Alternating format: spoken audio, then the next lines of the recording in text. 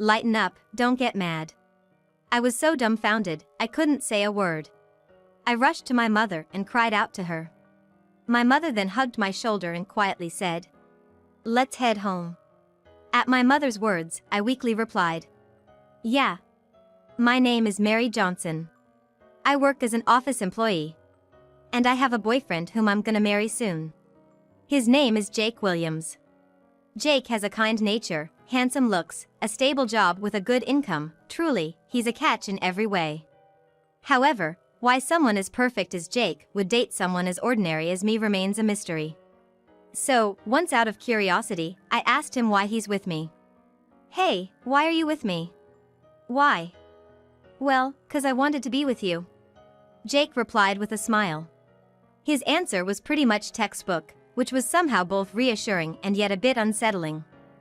But all in all, after asking, I felt more at peace than before. But for some reason, I had a nagging feeling inside. I chose to ignore that emotion. I loved Jake that much. And the reason I loved Jake so much is because I despise my biological father. My father is the complete opposite of Jake, very cold-hearted. He never showed up for school events, and we've never spent Christmas together. He'd always prioritize his work over me, despite being his daughter. It's because he managed several companies. Thanks to my father working like a devil, my mother could be a stay-at-home mother and we never had financial difficulties. However, I hardly remember receiving much affection from him growing up. That's why I came to see my father, who prioritized his job over his daughter, as a demon who had sold off any trace of kindness somewhere. No matter how busy he might be, as long as we're a family, I believe that it's one of his duties to spend time with us. Maybe that's why I grew to be uncomfortable around him. I'm sure my father and I have completely opposing values. But Jake, whom I deeply love, surely wouldn't do to a family what my father did. I was confident in his character and I truly believed in him. That's why I confidently went ahead with the engagement party, but in the end, my father couldn't make it. The reason he couldn't come was, once again, because he was too busy with work. At this point, I could predict his excuses for not showing up without even asking. Just recalling that time makes me feel so bad, I can't help but sigh deeply. Hearing my loud sigh, Jake looked at me with concern. "What's wrong? You seem down." See? Unlike my father, Jake immediately notices and cares about how I'm feeling. I knew I was right about him. I was just wondering why my dad can't be more like you, always attentive to me. Well, we'd have to ask your father about that. I'm sorry, discussing this right now. It's okay.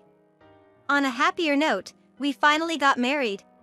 Yes, I'm so happy. That's right, today Jake and I officially tied the knot. I feel silly to think of my father on such a happy day. All right. How about some barbecue to celebrate our marriage? Sounds good. And so, Jake and I headed into a barbecue joint. Oh, what would you like to drink? Well, I'll go with a soft drink. All right. I'll have a soft drink too. That was a lie. In reality, I wanted an alcoholic beverage, not a soft drink. But reading between the lines, I chose to go with what Jake was having. Jake never drinks alcohol when he's with me. It's the one thing about him that I just can't get along with. Why can't I accept this about Jake? Well, there's a certain loneliness when you're the only one drinking alcohol in a group. It's a sentiment most drinkers might understand. Besides, I felt embarrassed being tipsy in front of someone who's completely sober. So, when I'm on a date with Jake, I had to resist the urge to drink, and I hated that. Once, I asked Jake about it. Hey, Jake, do you not drink? After a brief pause, he replied. Yeah, I'm just not really into alcohol. I see. I thought I detected his expression was grim at that moment. Or was that just my imagination? However, to avoid being labeled as annoying or to risk Jake distancing himself from me, I never broached the topic of alcohol again. Sometimes, I wished Jake and I could enjoy drinks together. Deep down, I felt a bit of resentment. But then I'd remind myself, isn't it enough just to have Jake by my side, and pretend those feelings didn't exist? This is delicious. Seeing Jake enjoy his meal with a smile, I chastised myself for dwelling on such trivial matters. Looking back, it was clear to me that I was forcing myself to compromise, fearing the loss of Jake. Now when I think about it, that part of me that gets too immersed in a relationship might not be so healthy. But knowing me, I probably won't change. Moreover, I don't even remember the taste of the barbecue we had that day. It's been so long since then. By that time, Jake and I had already started living together. I had imagined a sweet honeymoon phase awaiting me, but Jake was no prince. Surprisingly, ever since we began living together, Jake started behaving selfishly contrary to his previous kind attitude. To be specific, before we moved in together, he would almost always take me to places I wanted to go on our dates. But after moving in, Jake only wanted to go where he desired, making it a stark contrast from before. Maybe after our families met and we got officially registered, Jake felt he had secured me. That's probably why his selfish behaviors increased.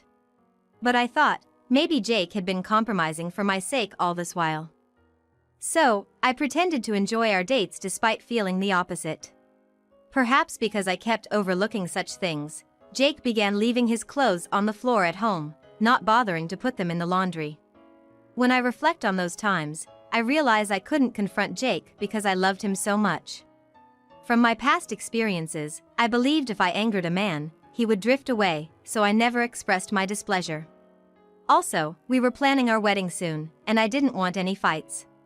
But sometimes, I regret not confronting Jake before our wedding, thinking I could have understood his true nature.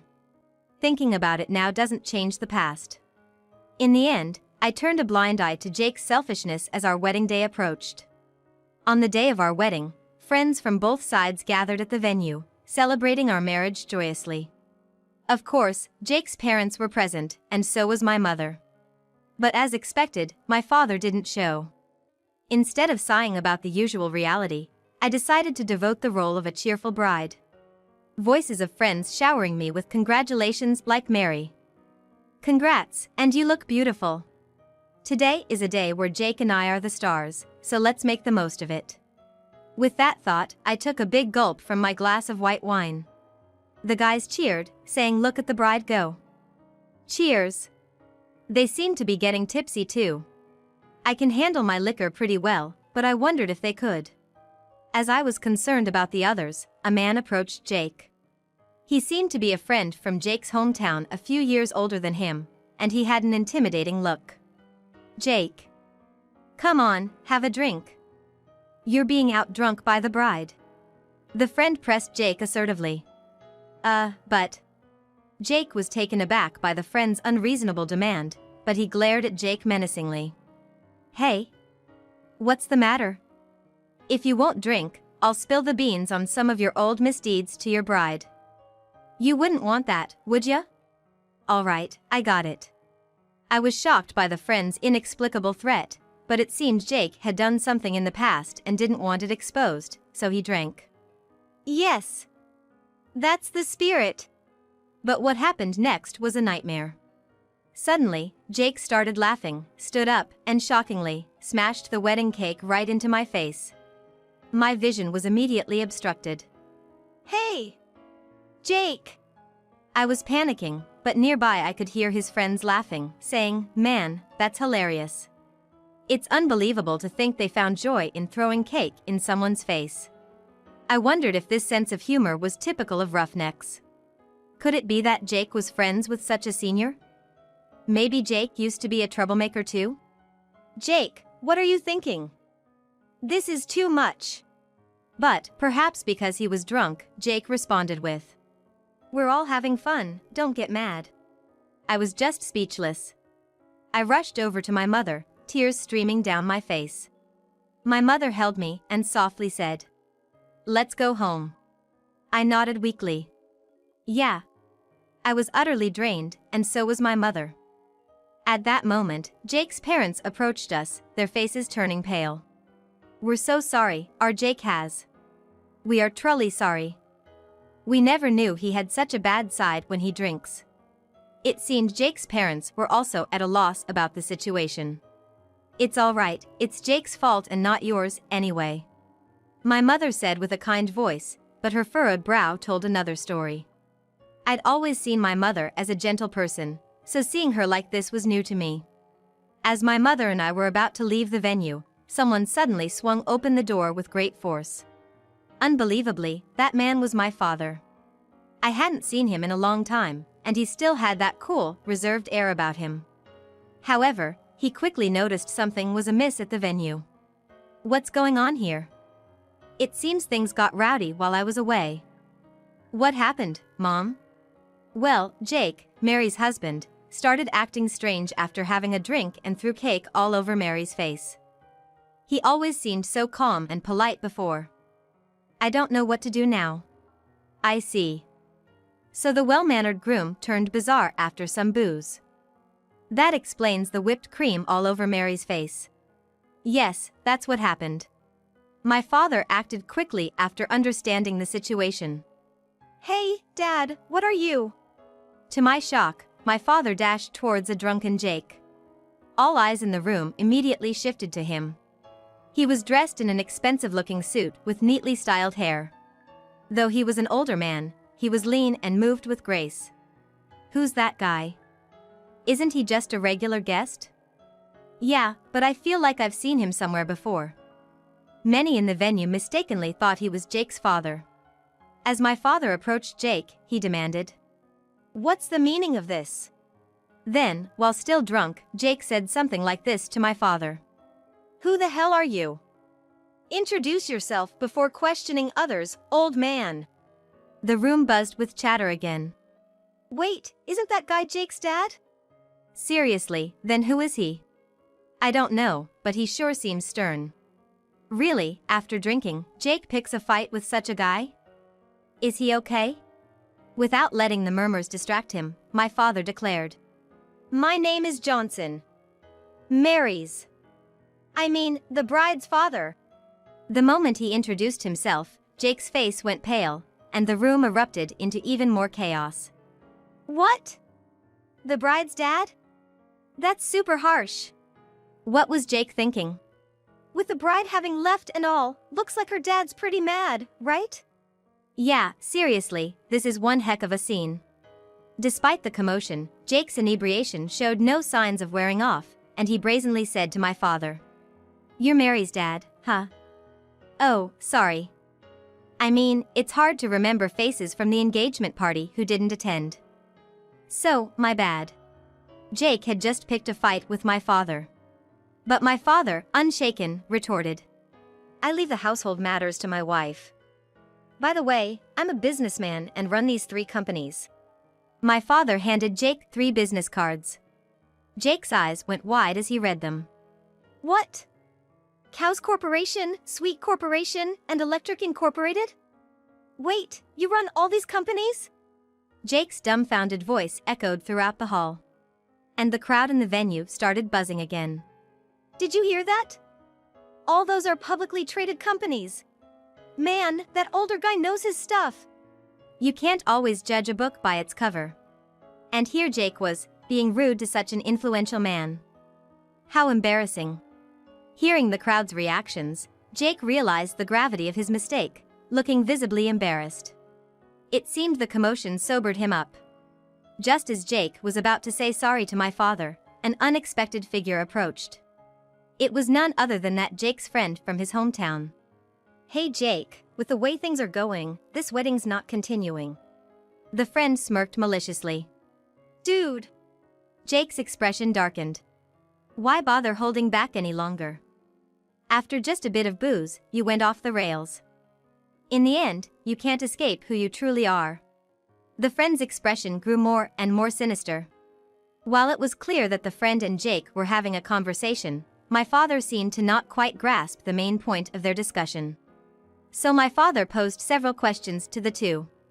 "Hey, what have you guys been talking about? And who exactly are you to Jake?" "Oh, sorry about that. I'm an old acquaintance of Jake's from our hometown." "Well, more like his big bro, you know?" "Looks like you're curious about me too, Mr. Johnson. Should Jake tell ya, or should I spill the beans?" "Anything but that." "I'm sorry, Mr. Johnson. The truth is, I used to be quite the troublemaker. But then, when it came time to fit into society, I pretended to be this good guy. My true nature isn't that of a good guy, but more like a rebel. It's getting hard for me to suppress this urge. And this guy, he cheated. Called it a little fling before getting married. People can't escape their true nature, right, Jake? When the friend mentioned that Jake had been cheating, the crowd once again began to murmur and buzz. What the? Jake cheated, for real? No way! The good guy Jake. Well, it's often the unexpected ones. Jake might have actually cheated.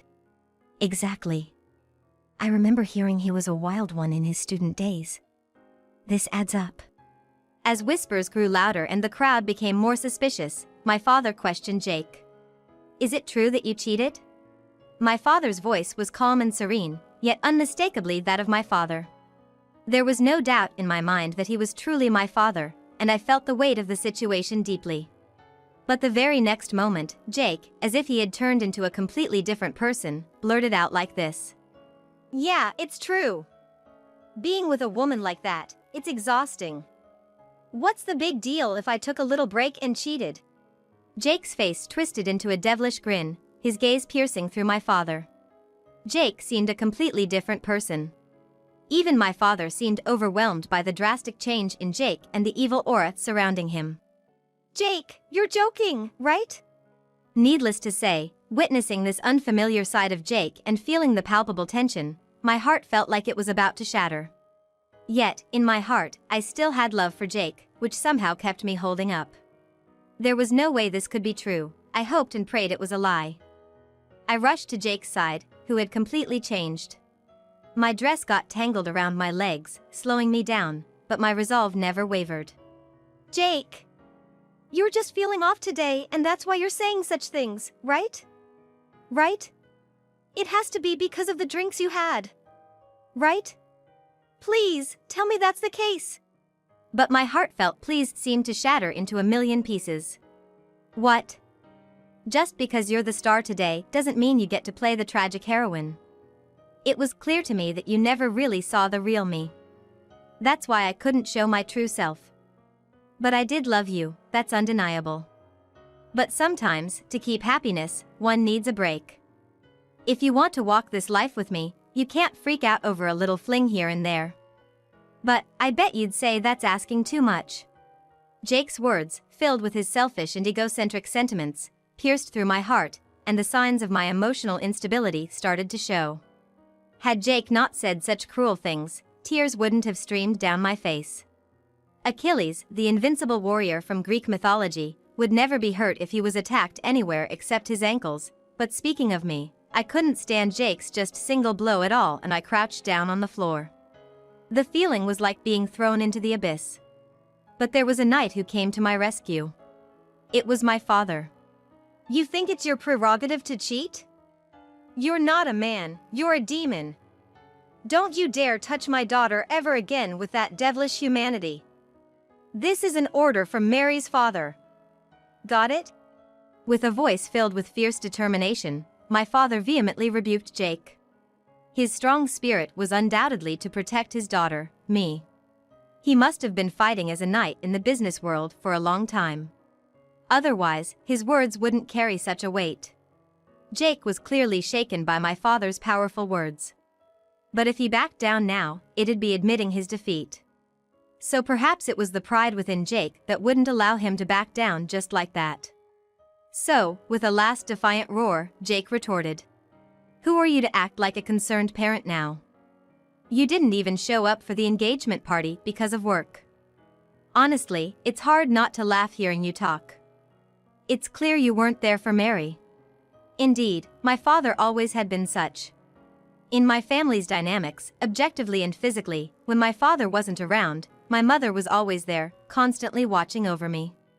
However, I felt that, despite being engrossed in my father's work, my father always kept me in a special corner of his mind. If that wasn't the case, my father wouldn't have gone to such lengths to raise and support me. Looking at my father's strong posture, I could feel the immense love he held for me. To me, my father was no longer the bad guy, he was an invaluable presence, an unwavering ally. I was content enough. Because finally, I could feel my father's love like this. Yet, my father continued to act like a knight, defending me. How can you say such a thing to someone? You should stop hiding your true, ugly self behind that mask. If you had a new family, it would be easy to see how that would end. When my father spoke out like that, I hugged him from behind.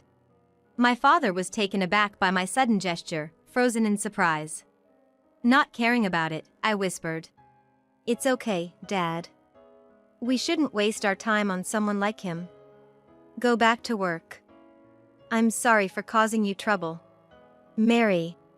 It felt like a touching moment between a father and daughter was about to unfold, but it was shattered by Jake's loud voice.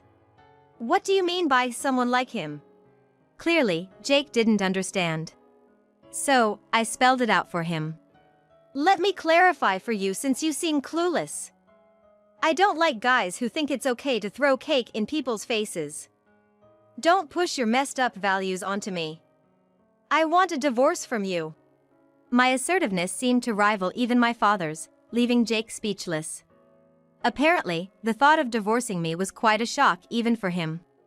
Mary, are you sure about this? My father asked, his voice unusually gentle. I'm fine, really. More importantly, Dad, you can go back to work. Sorry for making you deal with the mess. You're wise and strong, the best knight. You shouldn't be involved in such trivial matters. My workaholic father wasn't disinterested in me, he was working hard for my sake. Just realizing that made me so happy. You fool! You think I could ever abandon you? Do you know how much loneliness I've made you bear all these years? Saying that my father pulled me into a tight embrace. It goes without saying that I shed tears. Afterwards, I divorced Jake. Jake said things like, I guess marriage wasn't for me.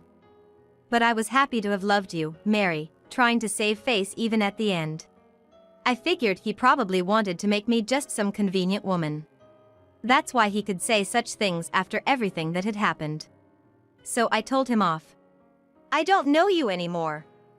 Never show your face to me again. When I said that, Jake looked sad, but I couldn't care less. After the incidents at our wedding, many friends distanced themselves from Jake. Being the kind of person who hates being alone, his current situation must be like hell. As for me, I've been emailing my father since then.